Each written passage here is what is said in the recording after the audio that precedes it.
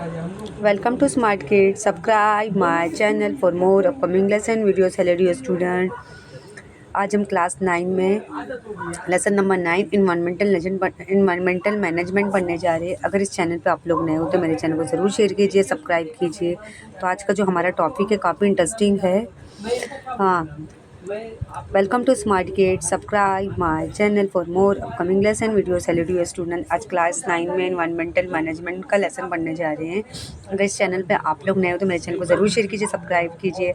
आज का लेसन जो हमारा काफ़ी इंटरेस्टिंग है, इसे सुनने समझने आपको काफ़ी मज़ा आएगा। तो so let's begin our lesson. Environmental management जो लेसन है बहुत ही हमारे इंटरेस्टिंग है।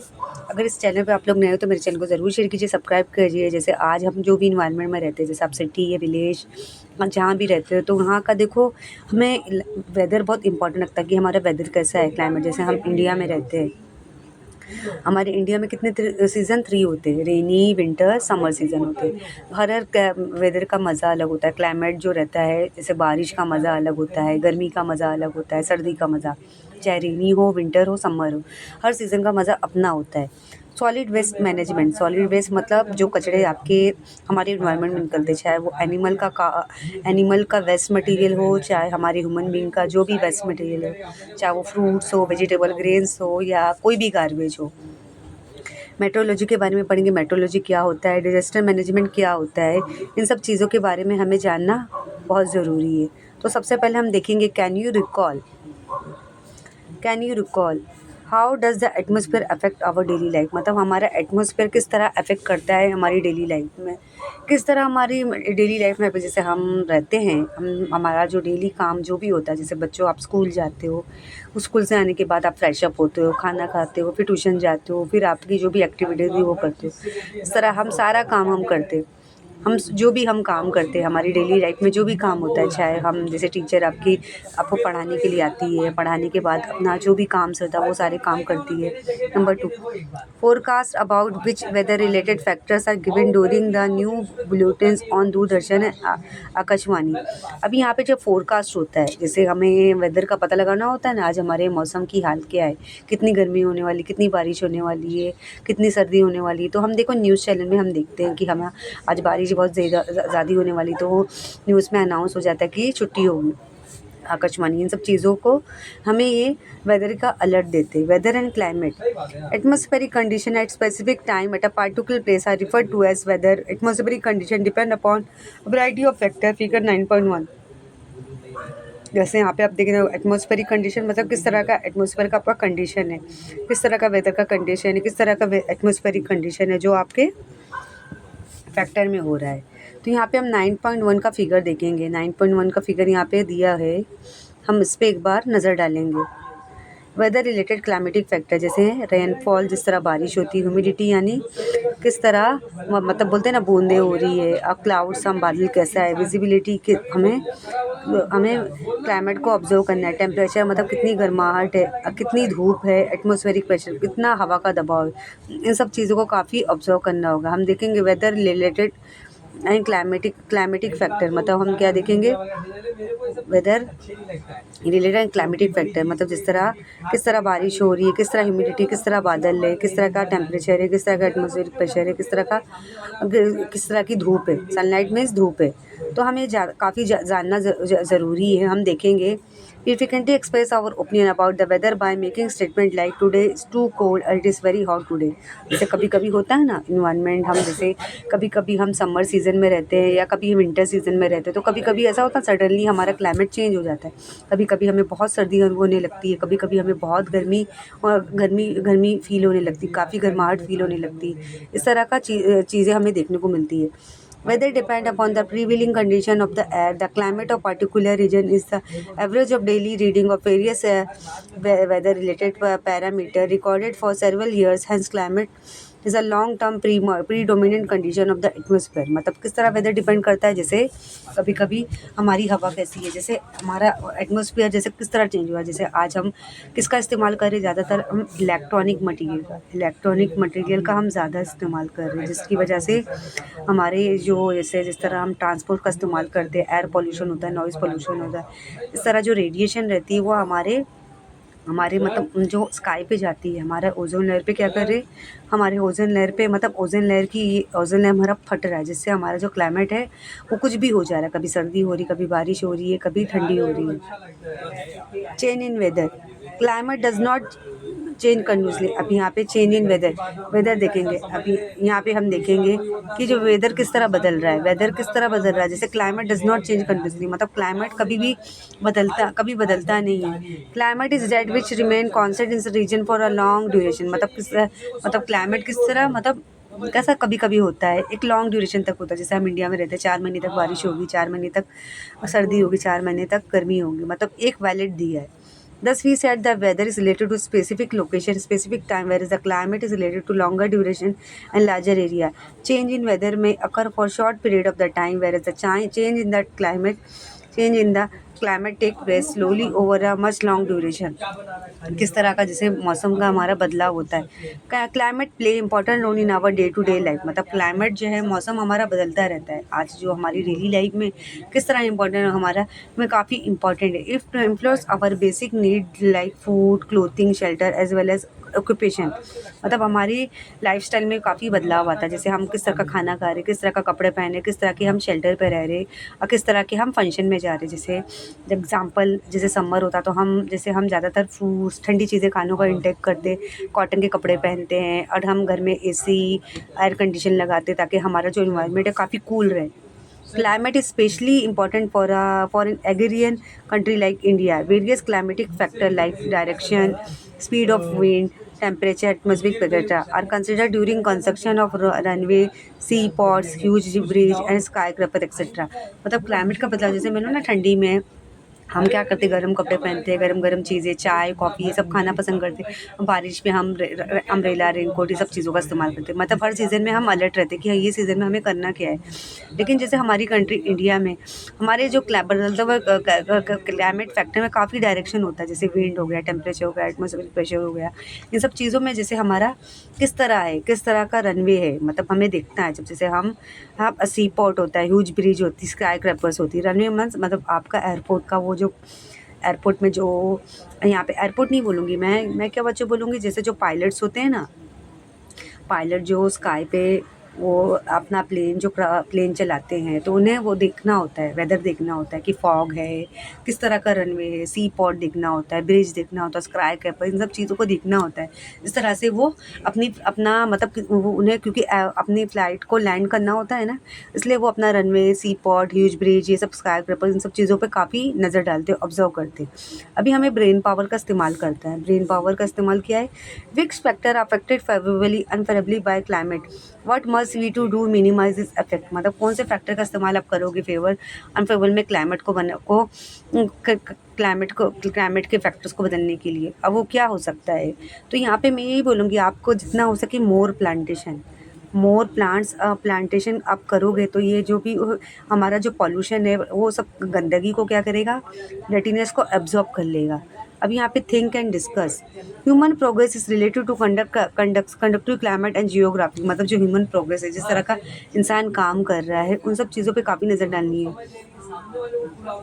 ह्यूमन बीइंग है design a time schedule for their lives based upon century for climatic experience, मतलब इस तरह के मतलब आप इस तरह का इंसान मतलब काम करता है डेली लाइफ में, जो भी काम कर रहा है, ऑफिस जा रहा है या बच्चे स्कूल जा रहे हैं, तो वो सब चीज़ें हमें दिमाग पे, जहन पे बैठानी होती है। जैसे जैसे मैंने आपको बताया ना, बारिश का सीज़न होता था, हम रेनकोट, अम्ब्रेला का इस्तेमाल करते हैं, गर्मी में हम कॉटन कपड़े पहनते हैं, ठंडी में हम गर्म कपड़े पहनते हैं। तो ये सब चीज़ों के लिए इंसान जो है, ह्यूमन बीइंग अलर्ट रहता है। Scientists find it necessary to study climate in view of its effect on agriculture production, मतलब जो साइंटिस्ट होते हैं वो भी मतलब वो भी इन चीज़ों पे स्टडी करते थे, कौन सा क्लाइमेट ज़्यादा हमारे इंसानों के लिए, ह्यूमन बीइंग के लिए सूटेबल होगा। क्योंकि देखो, जब ज़्यादा सर्दी होती है या ज़्यादा बारिश होती है, ज़्यादा गर्मी होती है, इसमें हमारा ही नुकसान है। हमारे नुकसान के साथ साथ एनिमल्स और बर्ड्स का भी, और एग्रीकल्चर का भी नुकसान है। जैसे अगर बारिश नहीं होगी तो हमारा एग्रीकल्चर किस तरह ग्रो होगा, अगर ज़्यादा गर्मी होगी तो हमें पानी कहाँ से मिलेगा, अगर ज़्यादा सर्दी होगी तो हमारा ही नुकसान है, हम बीमार पड़ेंगे। Special day 23 March of observe as a world meteorological day, मतलब यहाँ पे स्पेशल डे 23 मार्च को क्या ऑब्जर्व किया है, वर्ल्ड मेट्रोलॉजिकल डे, जिसमें वर्ल्ड लिख दिया है, जिसमें collect information about meteorology, paper chart to create awareness about it, मतलब क्या करना है, मेट्रोलॉजी से लेकर चार्ट को कलेक्ट करना है, हमारे लोगों को हमको अवेयर करना है कि हम आने वाले दिनों में हम क्या क्या कर सकते हैं।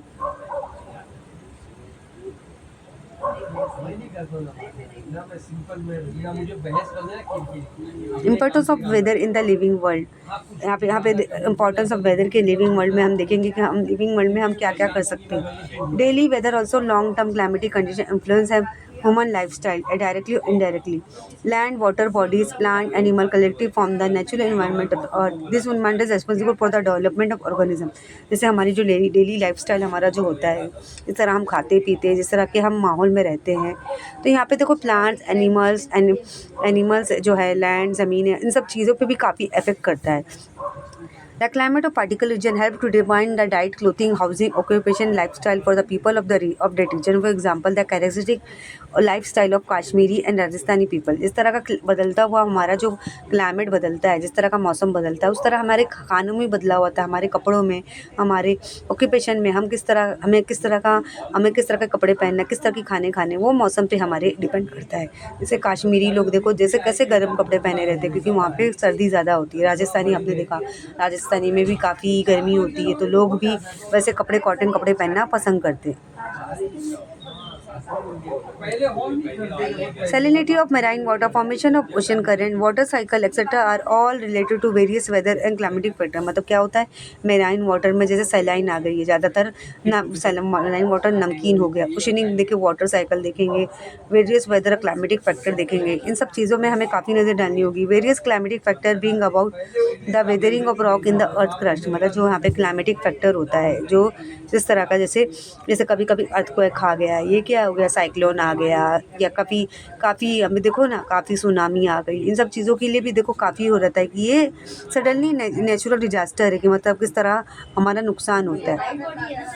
Climatic play important role in the formation और इनरिचमेंट ऑफ सॉइल, मतलब जिस तरह का क्लाइमेट बदलेगा, जैसे हमारी जो ज़मीन है, ज़मीन से जैसे खेती बाड़ी का हम काम करते हैं, वो भी हमारे लिए काफ़ी मैटर करता है। Microbe in the soil play important role in formation of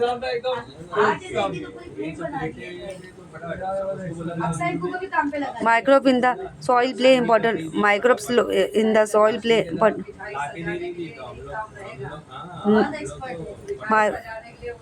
microbe in the soil play important role in formation organic material। This process depend upon the various climatic factor। मतलब यहाँ पे जैसे माइक्रोब जो रहते हैं, microbe जो हमारे soil में होते हैं, मिट्टी में जो प्रेजेंट होते हैं, हमारी जो सॉइल में जैसे मिट्टियों में जो माइक्रोब्स प्रेजेंट होते हैं, जो ऑर्गेनिक मटेरियल होते हैं, जैसे जो जैसे डेड ऑर्गेनिक बारीक बारीक जो कीड़े रहते हैं, वो हमारे सॉइल में प्रेजेंट होते हैं, जो हमारी मतलब जो हमारी प्लांटेशन के लिए ग्रोथ करते हैं, मतलब जो होता है, प्रोसेस होता है, जैसे फोटोसाइंसिस का प्रोसेस होता है, उन सब चीज़ों के लिए हेल्प करती है। This is very clear that study of metrology is important from the view of point of human living. मतलब ये क्या है, हमारे लिए मेट्रोलॉजी की स्टडी हमारे लिए, इंसानों के लिए काफ़ी इंपॉर्टेंट रखती है कि हमें किस तरह का स्टेप उठाना है, किस तरह का काम करना है।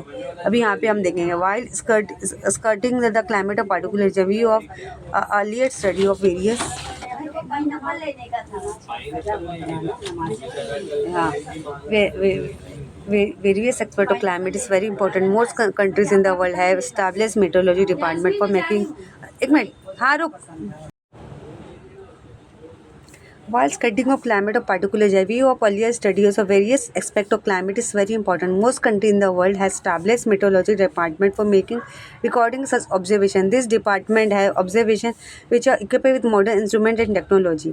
तो यहाँ पे आप देखेंगे कि जिस तरह का हमारा क्लाइमेट जो बदलता है हमारे इंडिया में, तो उसके लिए पर काफ़ी जैसे स्टडी की जा रही है, बहुत सारे साइंटिस्ट अभी भी स्टडी कर रहे कि है अगर इस तरह हमारा जो क्लाइमेट बदलते रहेगा, उसके लिए हमें किस चीज़ के स्टेप्स उठाने होंगे। जैसे कभी कभी होता है ना, जैसे आजकल जो हमारा जो वेदर ज़्यादा क्यों बिगड़ रहा है, क्योंकि आजकल जो हमारा जो काफ़ी पॉल्यूशन जो हमारी कंट्री इंडिया में ज़्यादा तेज़ी से फैल रहा है। जैसे हम इलेक्ट्रॉनिक मशीनों का इस्तेमाल कर रहे हैं ज़्यादातर, ये सब चीज़ों का इस्तेमाल करने से हमारे वेदर में प्रॉब्लम कर रहा है, तो इसीलिए इसका इस्तेमाल लिमिटेड करना होगा। जितना हो सके हम प्लांटेशन का इस्तेमाल करें, प्लांट कराएं, ताकि प्लांटेशन करें हमारे एरिया में, ताकि जैसे हम ट्री कट कर रहे हैं, जो हमारा जो देखो ना ट्री की कटिंग कर रहे हैं हर तरफ, तो हमारे मतलब जैसे ट्री जब ट्री को कट करेंगे तो यहाँ पे हम बिल्डिंग बनाने के लिए, मॉल बनाने के लिए, स्कूल बनाने के, तो ऑब्वियसली तो यहाँ पे जो हीट बढ़ेगी, हीट का जो प्रेशर है बढ़ते जाएगा.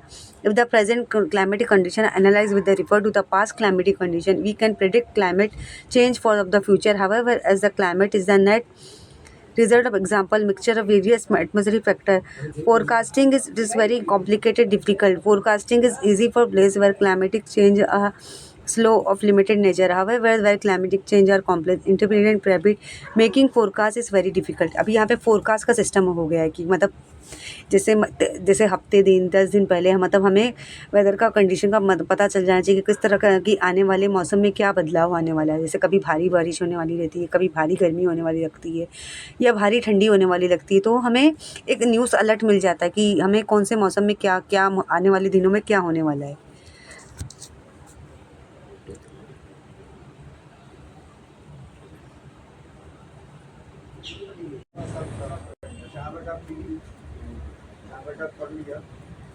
नील नहीं छोड़ने का, अभी 2-4 मिल गई ना बस हो गया. तरावी दी काउंट हुई.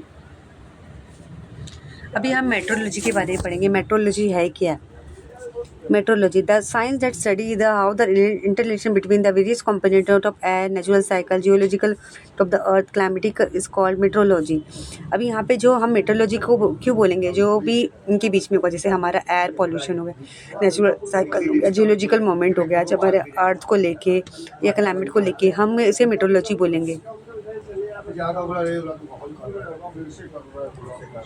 Metrology include the study of storm, cloud, rainfall, thunder, lighting etcetera. मतलब मेट्रोलॉजी में क्या क्या शामिल होता है, जैसे स्टॉर्म, तूफान, या हमारा जो बादल रहता है कि हमारा जैसे बादल किस तरह बदल रहा है, जैसे काले बादल है कि सफ़ेद बादल है, बारिश किस तरह हो रही, ठंडर किस तरह की, बिजली, ठंडरिंग हम किसको बोलते हैं, बिजली कड़कना. लाइटिंग माने जैसे बिजली कड़कती है जब ज़्यादा बारिश होती है तो बिजली किस तरह कड़कती है, किस तरह का तूफान आता है. इन सब चीज़ों पे हमें काफ़ी गौर करना होगा. Depending upon the study of such factor, whether forecasts are made, they are useful to common people, farmers, fisheries, and aviation service, water transport, and various other organization. मतलब हम जैसे हमारा जो डिपेंड करता है, जैसे हमारे फैक्टर्स पे, जैसे जो भी फैक्टर हमारे वेदर पे डिपेंड करता है, जिस तरह की मतलब फोरकास्ट बनाए जाते हैं, जिनके लिए जैसे लोग काफ़ी यूज़फुल होता है. जैसे फार्मर, जो किसानों के लिए, जो फिशरीज़ का काम करते हैं, जो एविएशन की सर्विस करते हैं, जो फार्मर रहते हैं ना, जो काम करते तो उन्हें भी मतलब ज़मीन को स्टडी करना होता है. उन्हें ज़मीन पे देखते कि किस तरह की मतलब कौन से ज़मीन पे कितने महीने तक मतलब फसलें की मतलब जो क्रॉप से चावल की खेती होगी या गेहूँ की खेती होगी, दाल की खेती होगी, दूसरे जो अनाज है उनकी खेती होगी, तो उनमें काफ़ी स्टडी करनी होती है फिशरीज़. अभी तो यहाँ पे हम देखेंगे जो फिशरीज़ रहते हैं, जो माहीगीरी रहते हैं, तो वो भी उन्हें भी पता होता है कि मतलब कौन से मतलब महीने में, कौन से आने वाले दिनों में कौन सी मछली आएगी. एविएशन सर्विस मतलब यहाँ पे जो मतलब एविएशन सर्विस जैसे जो पायलट जो रहते हैं, वो जो उन्हें लैंड क्राफ्ट करना होता है, जैसे अपना प्लेन क्राफ्ट करना होता है, लैंड करना होता है, तो वो अपना रनवे वगैरह बराबर चेक करते हैं. वाटर ट्रांसपोर्ट मतलब वो भी पानी का बराबर वो कर लेते हैं कि कोई कहीं और ओशन में स्टॉर्म तो नहीं आने वाला, तूफ़ान तो नहीं आने वाला है. इन सब चीज़ों पे काफ़ी हमें गौर करना होता है.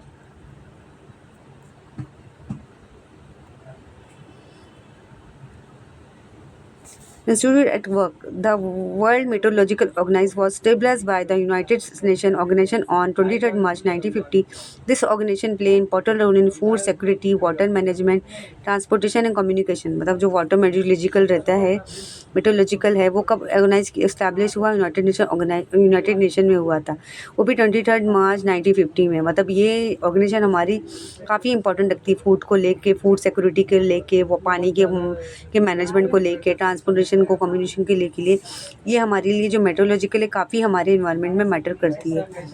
Using ICT with the help of various search engine on internet, searching of link for giving the information about the following incident, prepare a report based on the following information obtained. जैसे world meteorological organisation है, और यहाँ पे जो Indian institute of tropical meteorological है, national oceanic and atmospheric administration है. इन सब चीज़ों की इन सब पे काफ़ी वर्क किया जा रहा है. मतलब आज भी हमारे ये सब चीज़ें इन्वेंट की जा रही, स्टडी की जा रही, स्टैब्लिश की जा रही है.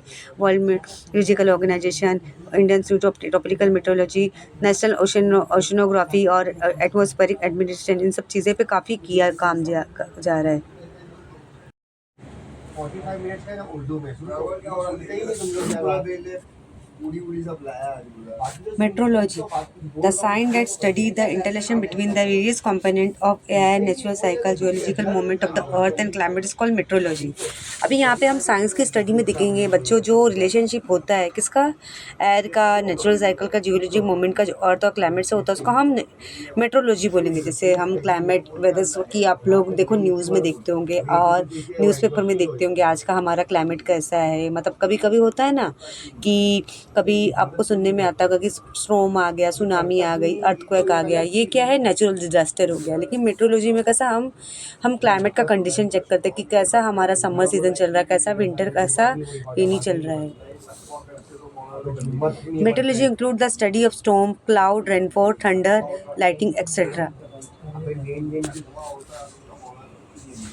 ये एक अलग टॉपिक है, ये एक अलग चीज है, फिर भी इंसान इबादत तो करता ही है। इबादत और लेन देन का एक अलग टॉपिक है, ईमान कमजोर के ऊपर होता है। Meteorology include the study of storm, cloud, rainfall, thunder, lightning, etc. Depending upon the study of such factors, weather forecasts are made. They are useful to common people, farmer, fisheries, aviation service, water transport, and various other organizations. अभी यहाँ पे जो metrology में क्या आ रहा है, जैसे मैंने आपको बताया ना, स्टॉर्म यानी तूफान, जैसे कभी कभी काले बादल छा जाते हैं, इतनी ज़ोरदार बारिश होती है, कभी कभी बिजली चलती है, इतनी ठंडी हवाएं चलती है कि मतलब ऐसा लगता है कि तूफान आने वाला है। मतलब ऐसे मौसम भी हमारे ह्यूमन बींग, एनिमल, बर्ड्स के लिए काफ़ी नुकसान साबित होते हैं कि ज़्यादा अगर तूफान आएगा तो हमारे ही नुकसान है। जैसे बच्चों आपने देखा होगा कहीं सुनामी आ गई है और कहीं बिजली गिर गई है, तो यहाँ पे हमारे ह्यूमन बींग का ही नुकसान है। लेकिन यहाँ पे जैसे फार्मर जो होते हैं, जो खेती बाड़ी का काम करते हैं, वहाँ काम किया था, जो काम किया था, राजू आगे खुद ही बोल रहा तो राजू उसका बोल कब तो 16 17 की बात है। अबे 17 की मतलब यहाँ पे हम जब खेती बाड़ी का काम करते हैं ना, खेती बाड़ी का जो फार्मर्स, बोल रहा तो वो तो सरोज का था ना स्किप टाइप बन गया। राजू अबे राजू अच्छे लोग से मिला है तो यहाँ पे हम देखेंगे जो फार्मर जो रहते हैं, किसान जो रहते हैं, खेती बाड़ी का काम करते हैं, तो देखो तो उन्हें भी पता होता है कि कब मतलब उनकी जो ज़मीन होती है उसमें, यहाँ पे जो खेती बाड़ी का काम जो होता है ना, तो यहाँ पे जब क्रॉप्स जो उगाते हैं, फसलें उगाते हैं, जैसे उनकी जो रहती है, तो फार्मर्स को पता होता है कि मतलब कौन से सीज़न में कौन सी फसलें उगने वाली है, चावल, गेहूँ, ज्वार, बाजरा, कौन सी जो फिशरीज है तो उन्हें भी पता है कि कौन से सीज़न में कौन सी मछली आने वाली है। एविएशन सर्विस, जैसे उन्हें फ्लाइट उड़ान भरना होता है, उन्हें प्लेन को टेक ऑफ और अपने मतलब लैंडिंग करनी होती है, टेक ऑफ करना और टेक ऑन करना होता है। जैसे वाटर ट्रांसपोर्ट में जैसे शिप्स और यॉट वगैरह चलती है, सबमराइन, ऐसे बहुत सारे ऑर्गेनाइजेशन मतलब के प्रोसेस होते हैं। Institute work, The World Meteorological Organization was established by United Nations Organization on 23rd March 1950.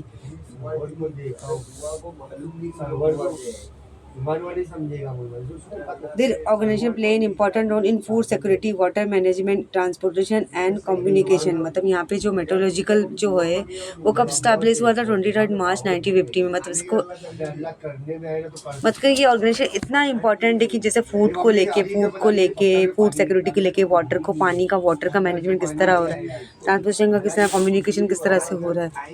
Using ICT with the help of various search engine on the internet, search for link giving comparison about the following incident, prepare a report based upon the information obtained. Water Meteorological Organization, Indian Institute of Tropical Meteorology, National Oceanographic and Atmospheric Administration।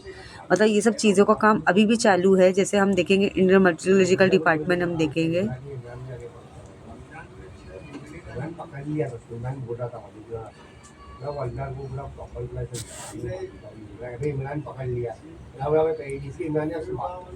Indian meteorological department was founded by the British in 1875 Shimla. जैसे यहाँ पे जो Indian meteorological department वो कहाँ पे, British में 1875 में पाया गया था। It had office at Pune, regional office are at Mumbai, Kolkata, Chennai and Nagpur, Delhi. मतलब यहाँ पे जो मेट्रोलॉजी का काम हुआ था, maps are prepare by every day which include the daily prediction about the weather. Such maps are prepare published vice in every day 24 in this institute goes on continuously various aspects like instrument for climatic reading, prediction about climatic made using rather and prediction about climate related to seismology prediction and regarding rainfall by satellite air pollution। मतलब यहाँ पे जो ये जो process हुआ था 1875 में British ने जो ये सिस्टम फॉलो किया था शिमला में, और यहाँ पे हमने देखा था कि मुंबई कोलकाता चेन्नई में नागपुर में हुआ था कि मतलब हाँ यहाँ पे जो वेदर वगैरह की जो जानकारी की जाती है, मतलब कहाँ पे ये जो प्लेसेस है, मुंबई हो गया, कोलकाता हो गया, चेन्नई हो गया, नागपुर, दिल्ली हो गया, मतलब यहाँ पे भी मतलब ऐसे इंस्ट्रूमेंट अप्लाई किए जाते हैं कि जहाँ पे सैटेलाइट मतलब वगैरह इस्तेमाल किया जाता है कि मतलब वो आने वाली मौसम का पता लगा कि कितनी बारिश होने वाली, कितनी सर्दी होने वाली, कितनी गर्मी होने वाली है, इन सब चीज़ों को कंट्रोल में ला सके। नमाज पढ़ के क्या फिर कैरम खेलने बैठ गया नमाज पढ़ के। अभी मैं पहले गया ना, नमाज पढ़ा, बाजू में कैरम का सब लगा था, तो बैठते बैठ गया खेलने। उसके नबी लोग की कर रही नमाज पढ़े, नबी लोग लोग नमाज पढ़ रहे थे ना, तो हम लोग तो मस्ती कैरम होता है थोड़ा जोर से चिल्लाते हैं। India Meteorological Department provide important information regarding weather, climatic condition to other departments like aviation, shipping, agriculture, irrigation, marine, oil exploration, production, etc. Prediction regarding calamity like dust storm and sandstorm, heavy rainfall, hot and cold wave, tsunami, etc.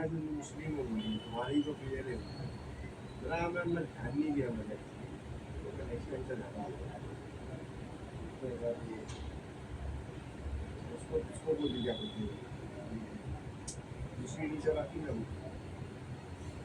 तो बोली बोली किया, वो ये किया, prayer किया, तो बोली वो कुछ पढ़ता होगा होगा नहीं मेरे को, मन में ना, तो मन में बोला कि तकवा नहीं होगा।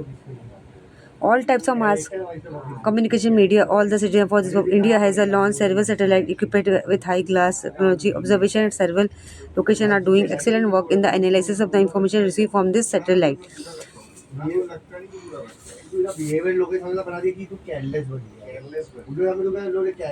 मतलब यहाँ पे इंडिया जो मेट्रोलॉजिकल है मतलब डिपार्टमेंट अभी भी मतलब ये जो डिपार्टमेंट्स है जैसे एविएशन हो गया, शिपिंग हो गया। एविएशन मतलब हम किसको बोलेंगे, जहाँ पे प्लेन टेक ऑफ होता है, जहाँ पे एयरक्राफ्ट की लैंडिंग होती है। शिपिंग क्या हो गया, जैसे एक जगह से सामान को दूसरी जगह ट्रांसपोर्ट करना, जैसे हमारा जो ग्रेन्स है बहुत सारी कंट्री में सप्लाई होता है। जैसे हमें डीजल पेट्रोल कहाँ से मिलता है, हमें सऊदी अरबिया से मिलता है, सऊदी से मिलता है। ऐसी बहुत सारी चीज़ें हम एक कंट्री से दूसरी कंट्री से, जैसे आपने देखा होगा ना, बहुत सारे कुछ इंपॉर्टेंट कपड़े होते हैं, कोल्ड ड्रिंक्स वगैरह अब्रॉड की कंट्री हमारी एक कंट्री से दूसरी कंट्री से सप्लाई होती है, तो उसको हम शिपिंग बोलेंगे। अभी एग्रीकल्चर किसको बोलेंगे, जैसे खेती बाड़ी का काम, जैसे हमारी कंट्री इंडिया एक एग्रीकल्चर कंट्री जहाँ पे खेती बाड़ी का काम होता है। इरिगेशन मतलब यहाँ पे जो फार्मर होते हैं इरिगेशन का काम करते हैं। मैराइन ऑयल जैसे समुद्र से तेल निकालना, उसके लिए भी एक समुद्र से भी तेल निकाला जाता है, उसके लिए भी एक बहुत सारी मशीनें बनाई जाती है।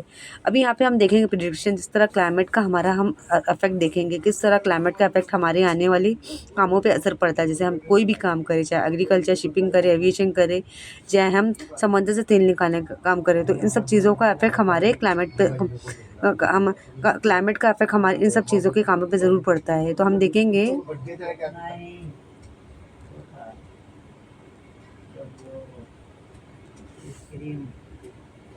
स्क्रीन चालू किया था, तो मैंने बोला अरे वहाँ से कुछ तो नहीं, अरे लोग बैठे उनको लो, पहले मेरे को मालूम नहीं था। एक बार हो रहा है सुबरात एहसास हो रहा है, पैसे से भी बड़ी पावर है। Monsoon model and climatic prediction. अभी यहाँ पे मॉनसून का जो मॉडल देखेंगे,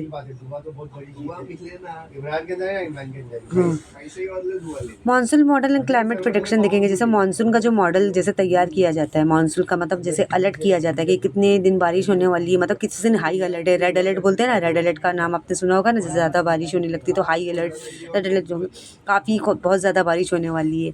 अभी हम देखेंगे The tradition of forecasting the monsoon season in India is older than 100 years. After the famine of 1817, H.F. Blandford, the founder of IMD, had been such prediction for the first time, taking the snowfall in the Himalaya as a parameter for this prediction.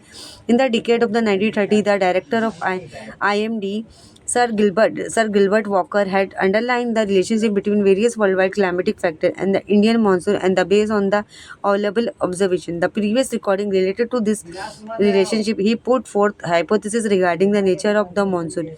With the initiative of the Dr. Vasantrao Gavirkar in the decade of the 1990s, a monsoon model based upon 16 worldwide climatic parameter was developed. This model was used in the form 1990 to 2022. अभी यहाँ पे एक monsoon का model बनाया गया, मतलब किसमें जब फोरकास्टिंग की जा रही थी, क्लाइमेट के वेदर पे स्टडी की जा रही थी, मतलब किसने 100 साल, मतलब यहाँ पे मतलब 100 साल पुराने से पहले ये सब बनाया जा रहा था इंडिया में। लेकिन उसकी मतलब कब हुई थी, इन्वेंट कब हुआ था, 1877 में हुआ था। जैसे H.F. ब्लैंडफोर्ड ने, उसका फाउंडर था IMD के। मतलब वो चाहते थे कि जैसे कितनी स्नोफॉल हिमालय में जैसे बर्फ़ गिरती है, वो चाहते थे कितना कितने दिन तक होने वाली, कितना बर्फ़ गिरने वाली, उन सब चीज़ों का पता लगाना, कितनी बारिश होने वाली है, इन सब चीज़ों को लेके ये वर्ल्ड वाइड भी चल रहा था। जैसे सर गिलबर्ट वॉकर ने, उन्हें भी मतलब ये इन सब कामों पे सर्च कर रहे थे कि अगर हमें इंडिया के मानसून का हमें पता लगाना है तो हमें इन सब चीज़ों पे काम करना होगा। मतलब एक प्रॉपर हमें रिलेशनशिप बनानी होगी। जैसे हमारा जैसे डॉक्टर वसंतराव गोवारिकर ने, मतलब 1990 में उन्होंने एक मॉडल बनाया था, जिसे वो वर्ल्ड वाइड चल रहा था। अब वो मॉडल कहाँ यूज़ होता है, 1990 टू 2022 तक। मतलब ये मॉडल ये इस्तेमाल हो रहा था कि क्लाइमेट पे हम फोकस कर सकें, चाहे वो सर्दी हो, गर्मी हो, बारिश हो।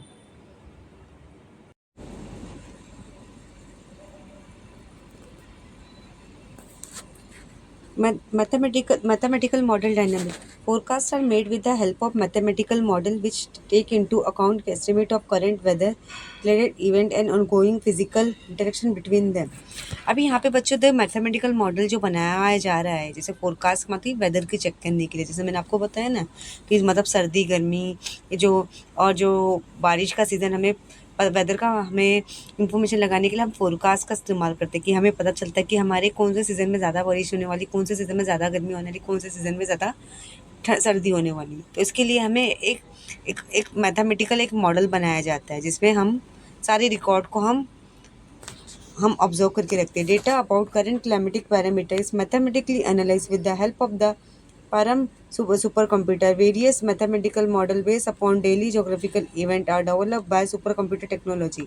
मतलब इसके लिए क्या सुपर कंप्यूटर टेक्नोलॉजी का इस्तेमाल किया जा रहा है। जैसे ज्योग्राफी का जो एरिया निकल, जो बड़े बड़े साइंटिस्ट होते हैं इस पर रिसर्च करते हैं, मतलब वो वेदर को पूरा स्टडी करते हैं कि मतलब कौन सा वेदर कैसा है। ऐसा ही नहीं कि सिर्फ इंडिया की बात कर रही हूँ, जो फॉरेन कंट्री हो गए, दुबई हो गया, चाइना हो गया, रशिया हो गया, अमेरिका हो गया, जैसे वहाँ पे जो फॉरेन जो रहते हैं, जैसे अगर आप अमेरिका जाओगे, ऑस्ट्रेलिया में जाओगे, फॉरेन कंट्री में जाओगे, देखो वहाँ के लोग कैसे फैर गोरे गोरे होते हैं, क्योंकि वहाँ पे मतलब वहाँ पे ज़्यादा जो क्लाइमेट होता है वहाँ पे ज़्यादातर मतलब विंटर के जैसा रहता है कि लोग, मतलब कनाडा जाओगे तो वहाँ पे लोग कैसे कपड़े पहने रहते हैं, एकदम यहाँ पे वेस्टर्न कपड़े भी पहने रहते, उसके साथ वो बड़ा सा स्वेटर, बड़ा सा जैकेट पहने रहते क्योंकि वहाँ पे बहुत ठंडी होती है।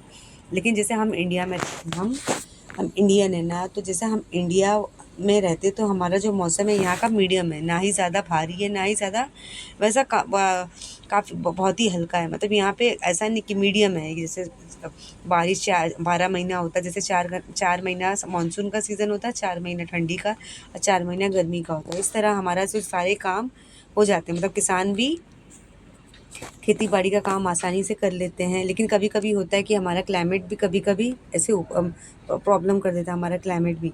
होलिस्टिक मॉडल, अभी यहाँ पे in this model prediction are based upon this parameter use in other model which have the greatest effect on the monsoon. अभी यहाँ पे हम देखेंगे जो प्रेडिक्शन है, जैसे यहाँ पे प्रेडिक्शन मतलब हमें पता लगाना, प्रेडिक्शन यानी हमारा एक अंदाज़ा होता है। Nowadays prediction declared by IMD or collective outcome of the various model, this is called the holistic model। मतलब यहाँ पे जैसे हम देखते हैं, जैसे फॉर एग्जांपल हमारा जो जून टू हमारा जो सितंबर तक रहता है, हमारे बारिश का सीज़न होता है, तो उसका कभी कभी बहुत ही हैवी रेन होने लगती है, तो हम एक प्रेडिक्शन लगाते हैं, हम इसका अंदाज़ा लगाते हैं। जैसे न्यूज़ चैनल में रेड अलर्ट बताता है कि बहुत ज़ोरदार बारिश होने वाली है, मतलब उस दिन छुट्टी डिक्लेयर की जाए, ऑफिस स्कूल कॉलेज सब बंद किए जाए क्योंकि ज़्यादा बारिश से लोगों का नुकसान होगा। तो यहाँ पे जो हॉलिस्टिक मॉडल बनाए जा रहे हैं मतलब मानसून की जानकारी के लिए, मानसून मतलब वेदर को पता लगाने के लिए, मतलब कितने दिन तक ये रहेगा कि देर तक बारिश होगी, कितने दिन तक गर्मी होगी, कितने दिन तक सर्दी होगी।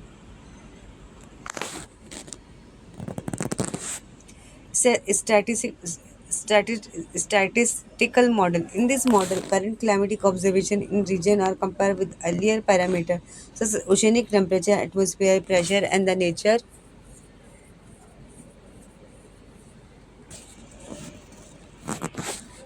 of monsoon and rainfall of the surreal years. This data is completely analyzed by statistical method and prediction are made about the monsoon in the present condition. अभी यहाँ पे जो स्टैटिक मॉडल बनाए जा रहे हैं किसके लिए, इसका मतलब करने के लिए जो रीजन रहते हैं, बड़े बड़े जो एरिया होते हैं ना, जैसे हम कोई भी रीजन में जाए, हम जाते हैं ना, जैसे ओशनिक अगर जैसे बहुत से लोग देखो स्विमिंग करते हैं या फिशरिंग करते हैं, वो भी वहाँ का मतलब वो पूरा इंक्वायरी निकाल लेते हैं कि मतलब कितने दिन तक मतलब यहाँ पे जो यहाँ की तालाब में मछली आएंगी, समंदर में मछली आएगी, जो मतलब यहाँ पे जो समंदर पे ट्रैवल करते हैं, जैसे ओशन सी वगैरह पे ट्रैवल करते हैं, शिप पे, बाय यार्ड, इन सब चीज़ों के लिए ये सब चीज़ें देखी जाती है। और जैसे रेनफॉल होता है, जैसे मैंने आपको बताया, जैसे इन सब चीज़ों के लिए काफ़ी हमें इन सब चीज़ों को ध्यान में रखना होता है।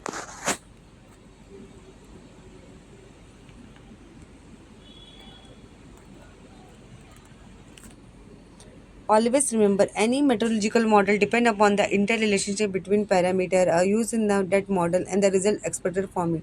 However, as there is a relationship with reference to ocean and atmosphere never constant, meteorological model need to be changed continually.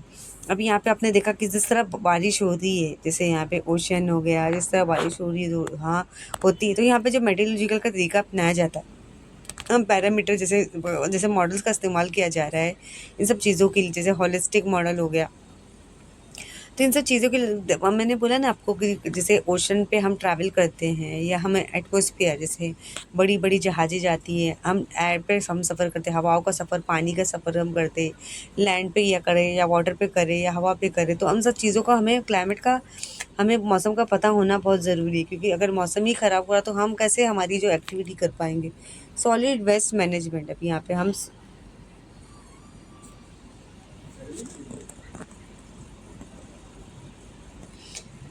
Solid waste management need of the hour. अभी यहाँ पे जो सॉलिड वेस्ट मैनेजमेंट है, मतलब जिस तरह से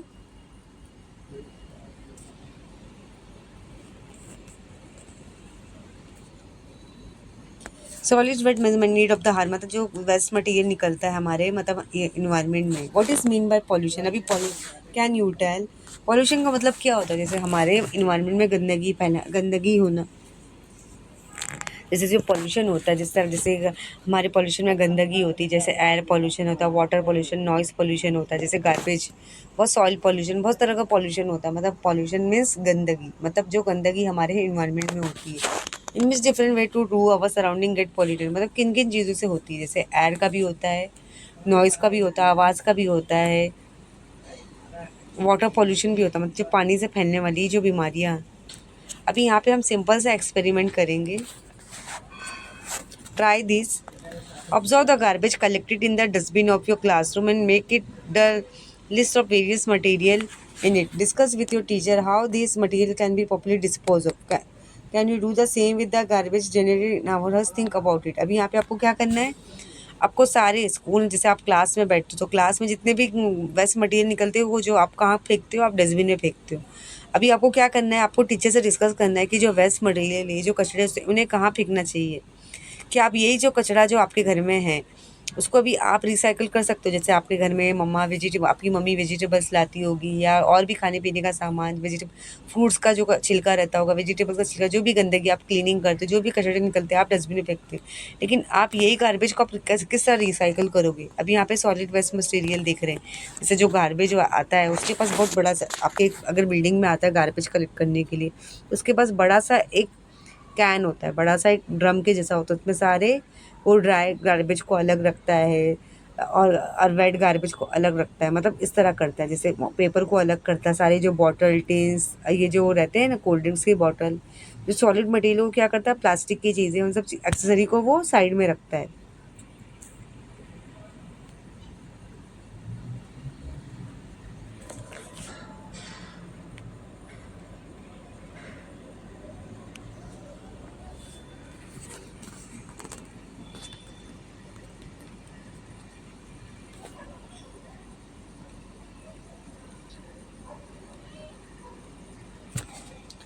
अभी यहाँ पे हम देंगे ऑब्जर्व एंड डिस्कस। अभी यहाँ पे आप देखोगे, अगर आप जैसे इन्वायरमेंट में रहते हो, हमारे इन्वायरमेंट, अगर रोड पे जाओगे या फुटपाथ पे जाओगे तो देखो आपको ऐसा एरिया देखने को मिलता होगा।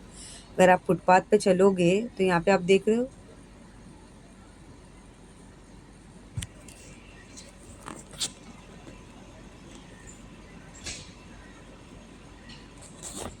आपको ये एरिया नज़र आ रहा है। What is the main difference between what we see in the two picture alongside 9.2 A and B? आपको दिख रहा है? What should be the we do permanently maintain in the condition seen in the picture B? अभी यहाँ पे आप देख रहे हो A और B का पिक्चर। अभी यहाँ पे A पिक्चर में आपको क्या दिख रहा है? बहुत सारे गार्बेज नज़र आ रहे हैं। मतलब जैसे आप फुटपाथ या रोड पे चलोगे ना, या बस स्टॉप के पास खड़े होगे जहाँ पे पार्किंग की जगह है, यहाँ पे आप देख रहे हो बहुत सारी गंदगी फैली, बहुत सारे कचड़े कपड़े सब खराब गार्बेज पड़ा हुआ है। लेकिन आप बी प्लेस पे आओगे, area with the garbage waste clean area. जैसे क्लीन एरिया जो होता है, जहाँ पे मतलब जो आता है, जो सुपरमैन आता है, मतलब जो रोड पे क्या करता है, सारे गार्बेज को मतलब ग्रूमिंग करता है, सफाई करता है, झाड़ू मारता है, सारे गार्बेज को कलेक्ट करके कहाँ पे रखता है, एक बड़े से ड्राम में रखता है।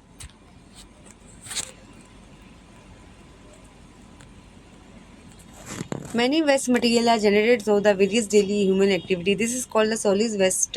If these material are properly disposed, they can be valuable sources of energy. Currently, waste is a serious worldwide problem. It's caused both water solid pollution.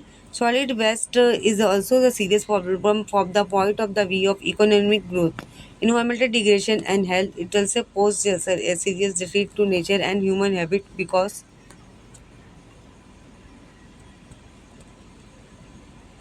Because of air water soil pollution causes it. अभी यहाँ पे क्या होता है, जो soil हमारा जो environment में हम जो रहते हैं तो बहुत सारे वेस्ट मटेरियल निकलते हैं। जैसे आप कुछ आइसक्रीम खा रहे हो या चिप्स खा रहे हो तो जो बहुत सारे जो लोग रहते हैं, वो जो रैपर्स रहता है, चॉकलेट के रैपर्स, पेपर, जो वेस्ट मटेरियल को रहते हैं इसी फुटपाथ पे फेंक देते हैं। मतलब ये क्या सॉलिड वेस्ट होगा। किसी ने कोल्ड ड्रिंक पी तो बॉटल फेंक दी, या किसी ने कुछ और चिप्स खाया तो चिप्स का रैपर फेंक दिया, चॉकलेट खाया वेपर्स फेंक दिया। तो सारे जो वेस्ट मटेरियल आपको नज़र आ रहे हैं हमारे फुटपाथ पे ऐसे पड़े होते हैं। तो यहाँ पे क्या होता है, जैसे ये सब सॉलिड वेस्ट में से मतलब अगर यही सब पड़े रहेंगे, खाने का फूड का आइटम भी पड़ा रहेगा, तो मतलब इससे क्या होगा, हमारे माहौल में, हमारे इन्वायरमेंट में गंदगी फैलेगी। जैसे यहाँ पे अगर इस तरह अगर हमें पता ना हो कि ये सब चीज़ें हमारे माहौल को, हमारे इन्वायरमेंट को गंदा करी, चाहे वो पानी का हो गया, एयर पोल्यूशन हो गया, चाहे एयर का हो गया, हवा का हो गया, या सॉइल का हो गया। जैसे मिट्टी को अगर हम गंदा करें, या हवा हमारी गंदी हो, जैसे एयर पोल्यूशन कैसा हो गया, जैसे हमारे जो ट्रांसपोर्ट से तो धुआं निकलता है ना, फ्यूल का, डीजल का, पेट्रोल का धुआं को, उसको हम एयर पोल्यूशन बोलेंगे। इस तरह हमारा जो वाटर पोल्यूशन रहता है, जैसे हमारा जो पानी गंदा होता है, जैसे गटर का वाटर हो गया, जैसे आपने मतलब जैसे अब बहुत से लोग नदी में नहा रहे, नदी में टॉयलेट कर रहे हैं, नदी में कपड़े धो रहे, नदी में जानवर को भी धुला रहे, तो मतलब ये जो पानी है हमारा पॉल्यूटेड हो रहा है। सॉइल पोल्यूशन मीन्स हमारी मतलब मिट्टी भी गंदगी हो रही है, हम वहाँ पे भी गंदगी फैला रहे हैं। अब यहाँ पे आप देखोगे, do you know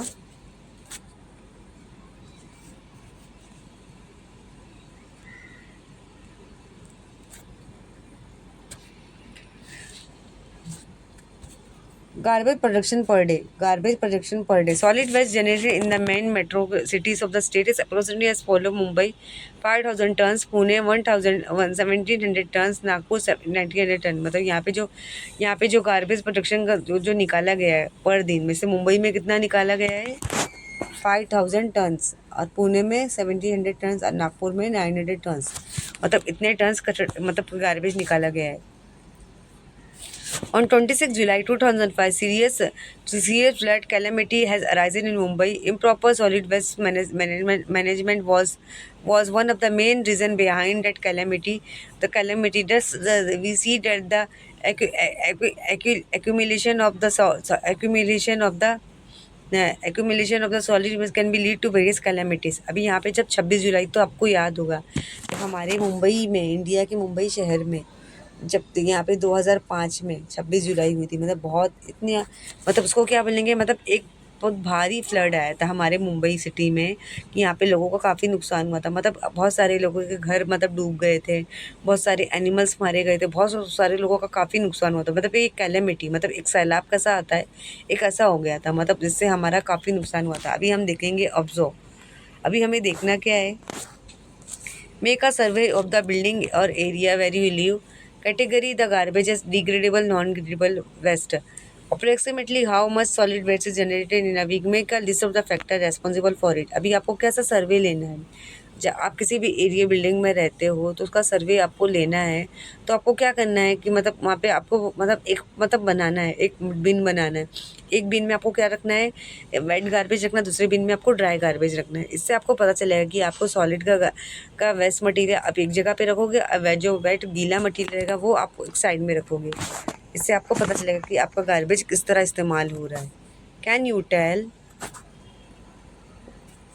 what is mean by solid waste? अभी सॉलिड वेस्ट का मतलब क्या होता है? सॉलिड वेस्ट का मैंने बताया ना, जैसे आप क्लासरूम में हो या कहीं बाहर हो तो आप जो गार्बेज फैलाते हो, जैसे आपने चिप्स खाया, बर्गर खाया, चॉकलेट खाया, या आपने कुछ राइटिंग वर्क किया जिससे वेस्ट मटेरियल निकल गया, या फुटपाथ पे आप लोग आइसक्रीम खा रहे हो उसके वेपर्स को आपको बाहर फेंक रहे हो, मतलब या कोल्ड ड्रिंक की बॉटल, ये सब क्या है, सारे वेस्ट मटेरियल हैं। Solid waste, what are the different thing include in the solid waste? अभी सॉलिड में क्या है, क्या डिफरेंट थिंग्स हो गई है, मतलब जो भी क्या डिफरेंसिंग शामिल हो गई है, मतलब क्या ऐड हो गई है सॉलिड वेस्ट में? अभी सॉलिड वेस्ट जैसे बहुत सारी मतलब डिफरेंट चीज़ें यही हो गई है कि मतलब हम क्या करते हैं उसमें, हमें क्या करना चाहिए कि सारे जो वेस्ट मटेरियल को हमें एक प्रॉपर प्लेस पे रखना चाहिए। एक वेट गार्बेज बनाना चाहिए, एक दूसरा ड्राई गार्बेज, जिससे हमारे ये एक फ़र्क होना चाहिए। You make a use of the material article in our daily life. They are of different kinds. Some of them are usable, but other have to be discarded. However, if they are not properly disposed of, it affect the environment adversely. मतलब हमें क्या होता है, कुछ चीज़ें जो हमारे लिए काम की होती है, कुछ चीज़ें तो उसे हम क्या करते हैं, हम घर में रखते हैं। जैसे आपने कभी सोप लिया, सोप का वेपर्स आपने डस्टबिन में फेंका, या आपने चॉकलेट खाया या चिप्स खाया या और कुछ खाने पीने की चीज़ खाई, तो बिस्किट खाई, तो उसका जो वेपर्स आप क्या करोगे, डस्टबिन में फेंकोगे।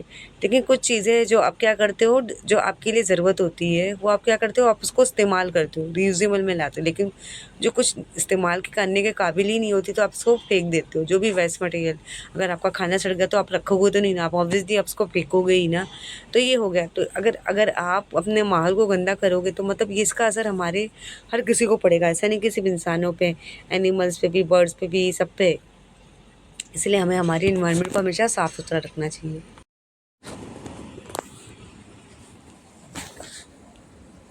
Make a list and discuss, read the following table carefully, what do you notice? अभी यहाँ पे हमें एक लिस्ट बनानी है, जैसे क्लासीफाई करना है रिसोर्सेज। डोमेस्टिक वेस्ट, अभी यहाँ पे हम देखेंगे डोमेस्टिक वेस्ट क्या है। Domestic waste, waste food paper, plastic bag, vegetable waste, fruit screen, glass and sheet metal article etcetera. अभी यहाँ पे डोमेस्टिक वेस्ट जैसे बच्चों हम वेस्ट क्या है, जैसे अब हमारे इन्वायरमेंट में जो गार्बेज निकलता है हमारी डेली लाइफ में, जैसे हम जैसे हम खाना खाते हैं, देखो आपकी मम्मी बच्चों जो मार्केट जाके मार्केट से वेजिटेबल भी लाती है, फ्रूट्स भी लाती है, बहुत सारी चीज़ें लाती है, ब्रेड्स हो गया, बिस्किट्स वगैरह। तो यहाँ पे जो हमारी डेली लाइफ में जो डोमेस्टिकल वेस्ट होता है, अभी यहाँ पे डोमेस्टिक वेस्ट क्या हो गया, जैसे खाना हमारा अननेसेसरी फंक्शन पार्टी में ज़्यादा निकल के वेस्ट हो रहा है, या पेपर हो गए, स्पॉइल वाले पेपर, ख़राब पेपर हो गए, न्यूज़पेपर, प्लास्टिक पेपर हो गए, ये हो गया, प्लास्टिक बैग हो गया जिसको हम पॉलीथीन बैग बोलते हैं। जैसे वेजिटेबल कट करते हैं तो उसके कचड़े निकलते हैं, उसके पील, उसके छिलके, वेजिटेबल कट करते हैं तो ये हो गया। फ्रूट की स्किन हो गई, छिलके, जैसे वाटरमेलन की स्किन होती है। और glass and sheet metal article etcetera, जैसे टूटे हुए कांच के टुकड़े, शीट मेटल के टुकड़े, ये सब क्या है, हमारा डोमेस्टिक वेस्ट है, जो हमारे डेली लाइफ में हमारा ये सारे वेस्ट मटेरियल निकलते हैं। इंडस्ट्रियल वेस्ट क्या है, chemical pigment and sludge S में सेलेक्ट करता है। इंडस्ट्रियल वेस्ट क्या है, जैसे केमिकल, बहुत सी बड़ी बड़ी कंपनियों में जहाँ पे केमिकल निकलता है, स्लज निकलता है, राख निकलती, मेटल्स। हजार्डस वेस्ट क्या है, chemical generated in various industries. अभी यहाँ पे जैसे रेडियोएक्टिव मटेरियल हो गया, एक्सप्लोसिव इन्फेक्टिव मटेरियल हो गया, जैसे यहाँ पे हम क्या देखेंगे, ये सब चीज़ें जो निकलती है ना, ये जैसे जो बहुत सारी जो इंडस्ट्री होती है, केमिकल इंडस्ट्री, फैक्ट्रीज़ में ये जो वेस्ट मटेरियल निकलता है, रेडियो एक्टिव मटेरियल जैसे हो गया ना, रेडियो एक्टिव जैसे इलेक्ट्रॉनिक में जो रेडिएशन निकलती है, इलेक्ट्रॉनिक मटेरियल, मशीनों से जो हवा निकलती है, तो वो भी हमारा रेडियो एक्टिव मटेरियल्स हो गया। इन्फेक्टिव मटेरियल जैसे एयर से हो रहा है, वाटर से हो रहा है, सॉइल से हो रहा है, ये सब चीज़ों का जैसे हमें पॉल्यूशन होता है। अभी यहाँ पे फार्म और गार्डन का वेस्ट देखेंगे। फार्म और गार्डन का वेस्ट क्या है, leaves, flowers, branches of tree, Crop residue like straw, animal urine, leaves, flowers, branches of trees, crop residues like straw, animal urine, dung, pesticide remain of the various chemicals and fertilizer etc. अभी यहाँ पे leaves कैसे देखेंगे, जैसे हमारे जो garden के leaves होते हैं और जो मुरझाए हुए फ्लावर्स जो होते हैं, ट्रीज के जो ब्रांचेस जो सूख जाते हैं,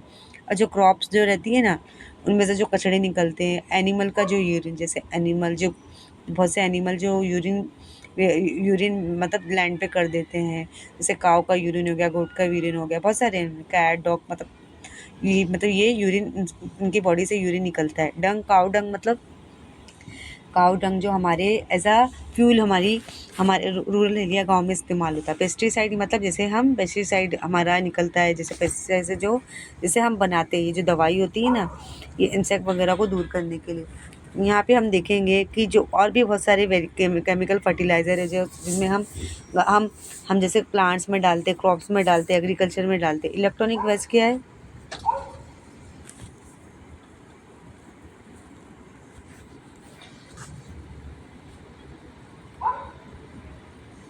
इलेक्ट्रॉनिक वेस्ट क्या है? Non functional TV set, cell phone, music system, computer and other parts. अभी यहाँ पे जब इलेक्ट्रॉनिक वेस्ट क्या है, अभी आप सोचोगे इलेक्ट्रॉनिक से कहाँ से कचरा निकलेगा। हम जैसे टीवी, टेलीफोन, फ्रिज, एसी का इस्तेमाल करते हैं। जैसे टीवी का सेट, ख़राब टीवी का सेट हो गया, या ख़राब मोबाइल हो गया, स्पीकर ख़राब गया, या कंप्यूटर या सीपीयू के पार्ट्स कोई ख़राब हो गए, माउस कीबोर्ड ख़राब हो गया, तो इनके जो वेस्ट मटेरियल है उनको हमें जो हम जैसे रहते हैं ना भंगार की शॉप में से बेच देते हैं। बायोमेडिकल वेस्ट क्या है? Bandage, dressing, gloss, needle, saline bottle, medicine bottle, test tube, body parts, blood etcetera from clinic, hospital, blood bank and laboratories.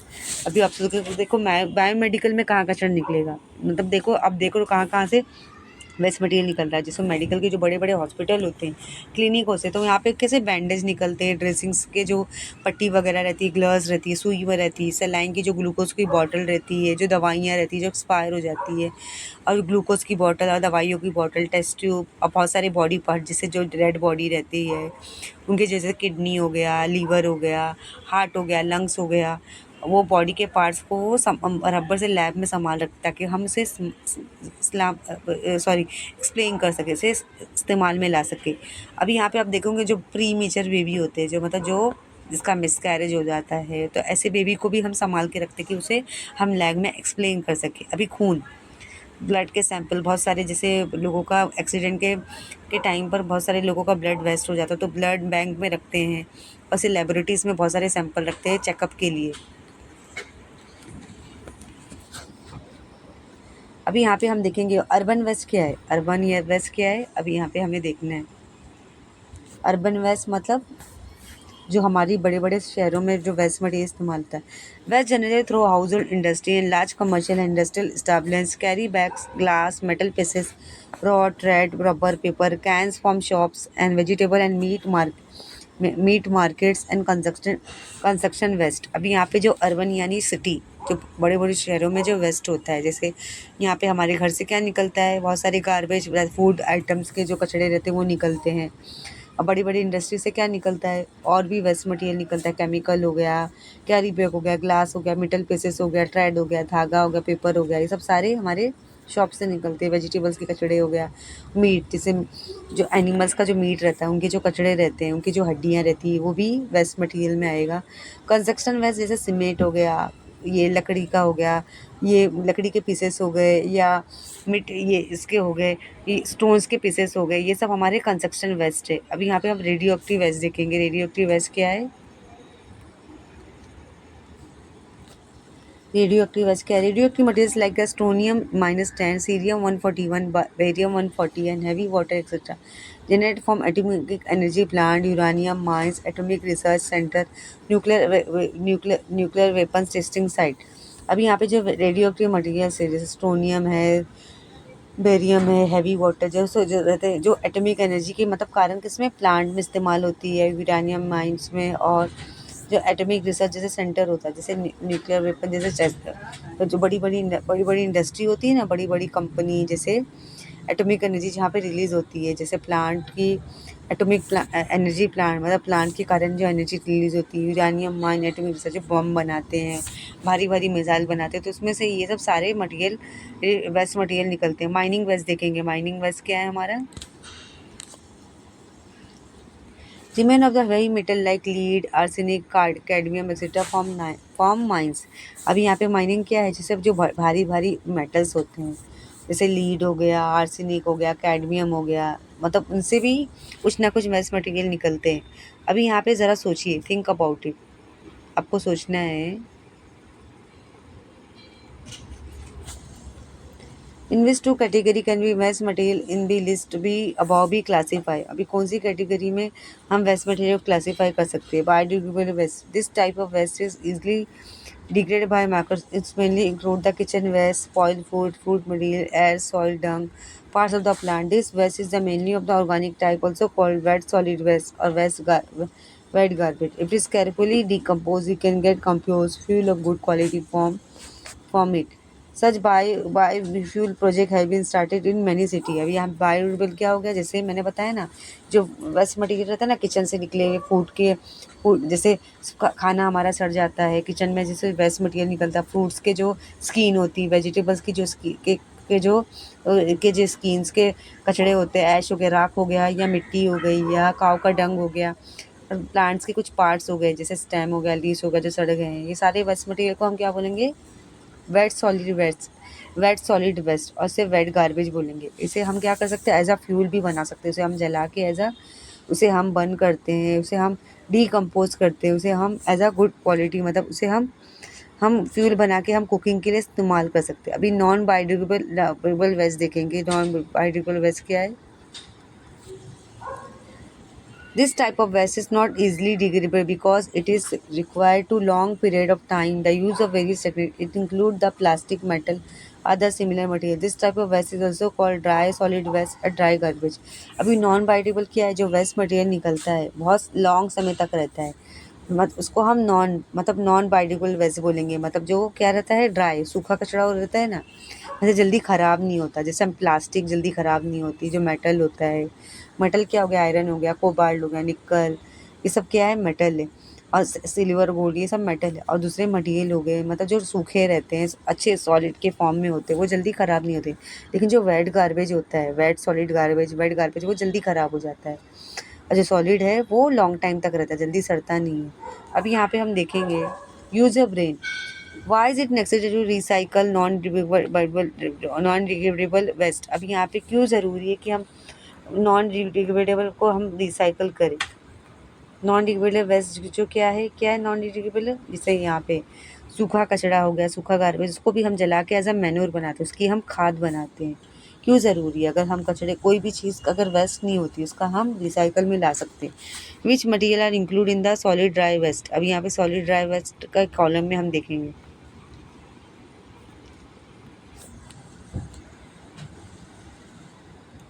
Solid dry waste किस में देखेंगे कि हमारे जो सॉलिड ड्राई वेस्ट में क्या कौन कौन से मटेरियल होते हैं, मतलब कौन कौन से मटेरियल शामिल होते हैं सॉलिड ड्राई वेस्ट में। मैंने आपको बताया ना, जिस तरह मतलब देर तक रहते हैं, जैसे प्लास्टिक के मटेरियल्स रहते हैं, मेटल के रहते हैं, और दूसरे मटेरियल के बने हुए होते हैं, जो लॉन्ग टाइम तक चलते हैं।